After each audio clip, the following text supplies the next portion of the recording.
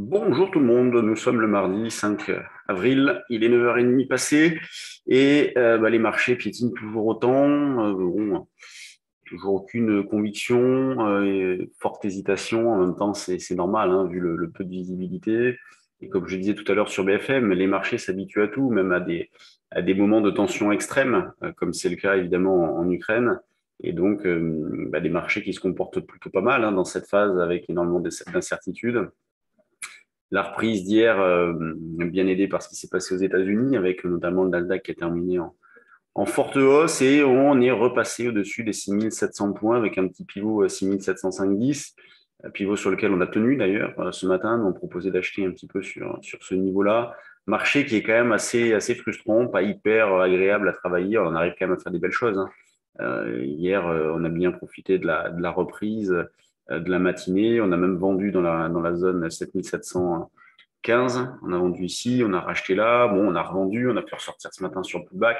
Mais bon, faut patienter. On a des mouvements un peu violents par moment pour pas grand-chose qu'on a eu hier. Donc, difficile d'accrocher des points hauts, des points bas dans cette phase-là.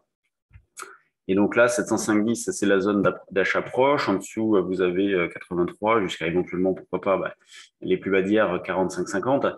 Et on a un marché qui nous fait un cran en dessous, ce qui nous faisait lors de la deuxième quinzaine du mois de mars, hein. On évoluait à l'époque entre 550 et 650. Et durant toute cette phase-là, 550, 650, voilà, c'est un petit cran en dessus, plutôt 650, 750. 750 qui constituerait d'ailleurs une zone de vente. Moi, je suis placé donc de vente d'achat, de vente à découvert aussi, dans la mesure où, en l'absence de tendance, eh bien, on travaille les deux niveaux.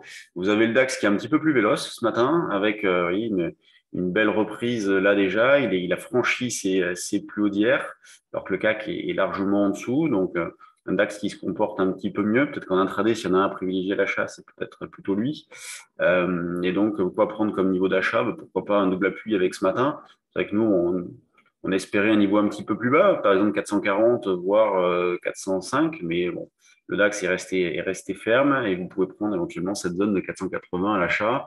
L'eurodoll, lui, retombe un peu du mauvais côté avec la rupture des indices 30. Alors, c'est pas méchant non plus, mais on sent de la lourdeur. Donc on a repris un biais strictement baissier. Ces derniers temps, on jouait les deux, et là, on a repris un biais strictement baissier avec une zone de vente bien proche sous indice et sinon un petit peu plus éloigné vers indice 40. Vous voyez, toute cette zone-là. Quand on regarde du côté des actions, c'est toujours pas mal ce qui est en place, avec sur les villes small de l'intérêt, un petit peu de volume, ça bouge un peu, donc il y a des choses à faire.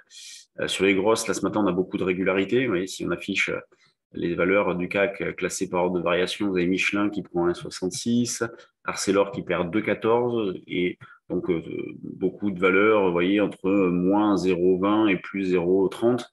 Le CAC, vous l'avez ici à l'équilibre, hein, 0,04 de baisse. Les grosses pondérations comme LVMH un petit peu à la traîne, Schneider aussi, c'est pas méchant. Les bancaires un petit peu lourdes, vous voyez, Soggen à 1,77. Bon, Worldline qui reste toujours lourde. Et Dassault, voilà, qui reste bien, on passe de franchir ses plus hauts récents. Alstom aussi, qui a déclenché là, qui est revenu en arrière. Bon, qui confirme pas franchement, mais on a une structure de retournement sur Alstom, c'est pas inintéressant. Bon, Total qui dérive et sur les petites, vous voyez, ici, qu'est-ce qu'on a? Donc, Médésis, bon, bah là, on a vu, on a l'air de volume, il y a peu de volume quand même, mais là, c'est très spéculatif. Vous avez Milibou, vous avez Dolphin, Evergreen, qui est pas mal aussi. Bon, c'est tout petit, hein, toutes ces valeurs-là. Lizzy, Intrasense, Atari. Vous avez le secteur des jeux vidéo là qui repart. Vous pouvez mettre sous surveillance Ubisoft, elle est pas mal. Et en repli, eh bien, on a Ribert, Visiomed. Et pas de grosse baisse non plus, hein. Ça reste assez régulier en ce qui concerne les volumes. Les grosses capis, Trust les premières places, Shell, ASML, Total, LVMH, Schneider.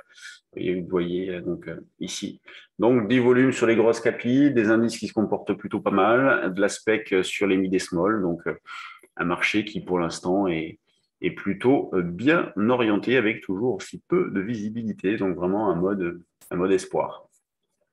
Voilà ce que j'avais à vous dire pour aujourd'hui. Bon, on va se retrouver demain et puis la semaine prochaine pour la formation sur les actions si vous avez de l'intérêt. Et ça sera également notre day trading live la semaine prochaine. Donc, jeudi en 8 matin, des trading live si vous souhaitez partager une matinée de trading avec nous. Sur ce, bonne séance à tous et on se retrouve demain.